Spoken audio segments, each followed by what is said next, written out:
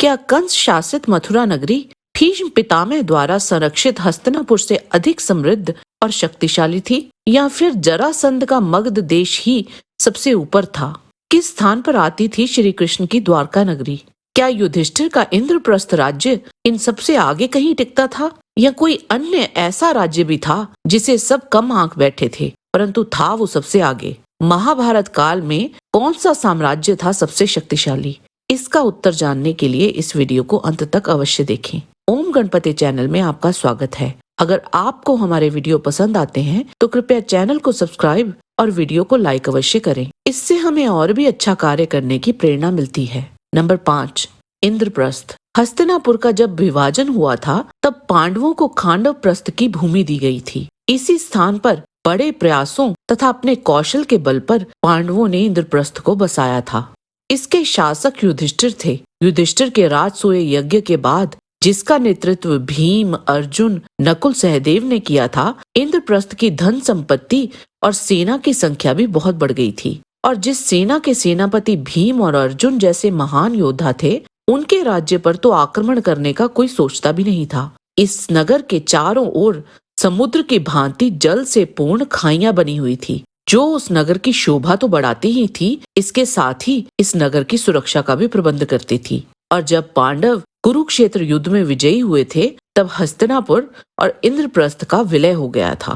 Number 4, Magadh. अगर हम केवल संख्या की ही बात करें तो जरासंध की सेना उस समय की सबसे बड़ी सेना मानी जाती थी, जिसकी संख्या लगभग 23 अक्षौणी थी। जरासंध के शक्तिशाली साम्राज्य का पता इस बात से ही लग जाता है कि श्री कृष्ण युधिष्ठिर से कहते हैं कि जब तक महाबली जरासंध जीवित है तब तक आप राजसूय यज्ञ पूर्ण नहीं कर सकते। उसने सब राजाओं पर विजय पाकर गिरिव्रज में बंदी बना रखा है। उसने सेना के साथ आए हुए राजाओं को एक एक करके जीता है और अपनी राजधानी में लाकर उन्हें कैद करके राजाओं का बहुत बड़ा समुदाय एकत्रित कर लिया है। आगे श्री कृष्ण कहते हैं कि उस समय हम भी जरासंध के भय से पीड़ित हो मथुरा को छोड़कर द्वारकापुरी में चले गए और अब तक वहीं निवास करते हैं। श्री कृष्ण के वचनों से ही अनुमान लगाया जा सकता है कि मगध देश की सेना जिसका नेतृत्व जरासंध करते थे वह कितनी बड़ी होगी।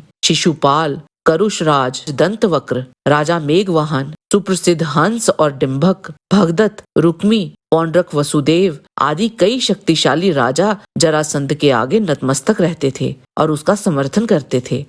जरासंध ने अपने पड़ोसी राज्यों काशी, कौशल, अंग, बंग आदि पर अपना अधिकार जमा लिया था। कुछ समय बाद कलिंग का राज्य भी उसके अधीन हो गया था। जरासंध ने अपनी सेना में आदिवासियों को भी सम्मिलित किया था। एकलव्य के पिता हिरण्यधनु जरासंध के राज्य में एक सेनापति थे।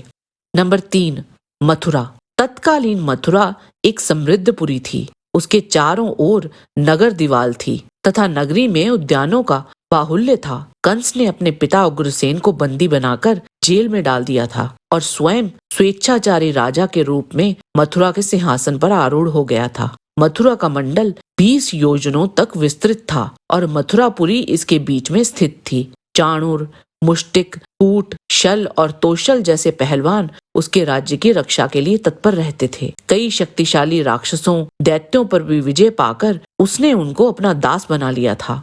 वे सब मिलकर उसकी सुरक्षा करते थे। कंस की इस शक्ति का एक और कारण भी था। उसे आर्यव्रत के तत्कालीन सर्व प्रतापी राजा जरासंध का सहारा प्राप्त था। वह जरासंध पौरव वंश का था और मगध के विशाल साम्राज्य का शासक था। कंस का अपना साम्राज्य तो शक्तिशाली था ही, और जब जरासंध का उसे साथ मिल गया तो फिर उसकी शक्ति कई गुना बढ़ गई थी। नंबर 2, हस्तिनापुर। पितामह भीष्म द्वारा संरक्षित हस्तिनापुर राज्य अत्यंत शक्तिशाली था। जरासंध और कंस जो अपनी सीमाओं का निरंतर विस्तार करते रहते थे, उन्होंने भी कभी हस्तिनापुर पर आक्रमण करने की चेष्टा नहीं की थी।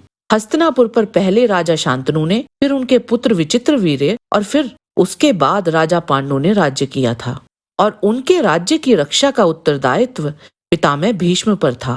काशी जो मगध का मित्र राज्य था, उनके नरेश की पुत्रियों को जब भीष्म अगवा कर लाए थे तो जरासंध उसका प्रतिशोध लेने का साहस कभी नहीं जुटा पाए थे। ये हस्तिनापुर के प्रभुत्व को ही दर्शाता है। नंबर 1, द्वारका। मथुरा से निकलकर भगवान श्री कृष्ण ने द्वारिका क्षेत्र में ही पहले से स्थापित खंडहर हो चुके नगर क्षेत्र में एक नए नगर की स्थापना की थी। जिस राज्य का संरक्षण बलराम जी और स्वयं श्री कृष्ण करते हों, वो साम्राज्य कितना शक्तिशाली होगा, इसकी आप केवल कल्पना ही कर सकते हैं। इनके अतिरिक्त अंधक और वृष्णि वंश के अन्य योद्धा जैसे कि सात्यकी, कृतवर्मा, अनिरुद्ध और प्रद्युम्न आदि भी इस राज्य को अपराजय बना देते थे। श्री कृष्ण की नारायणी सेना संपूर्ण द्वापर युग की सबसे शक्तिशाली सेना थी। इस बात की पुष्टि स्वयं श्री कृष्ण ने की थी कि नारायणी सेना अजेय है। श्री कृष्ण ने नारायणी सेना का व्याख्यान करते हुए कहा था, मेरे पास 10 करोड़ गोपों की विशाल सेना है, जो सबके सब मेरे जैसे ही बलिष्ठ शरीर वाले हैं। उन सबकी नारायण संज्ञा है, वे सभी युद्ध में डटकर लोहा लेने वाले हैं। दुर्योधन को श्री कृष्ण ने केवल एक अक्षौणी नारायणी सेना ही दी थी। इनके अतिरिक्त पांचाल देश, प्राग ज्योतिषपुर तथा विराट नगर भी शक्तिशाली राज्यों में गिने जाते थे, परंतु ये सब उन पांचों के समान शक्तिशाली नहीं थे। जय श्री कृष्ण। आज के वीडियो में बस इतना ही। आशा करते हैं कि आपको हमारा ये वीडियो पसंद आया होगा। कृपया इसे लाइक और शेयर अवश्य करें। किसी भी प्रकार की त्रुटि के लिए आप सबसे क्षमा याचना करते हुए आपसे निवेदन है कि प्रेम पूर्वक परम पिता परमात्मा को मन में धारण करें और बोलें, वैदिक सनातन धर्म की सदा ही जय।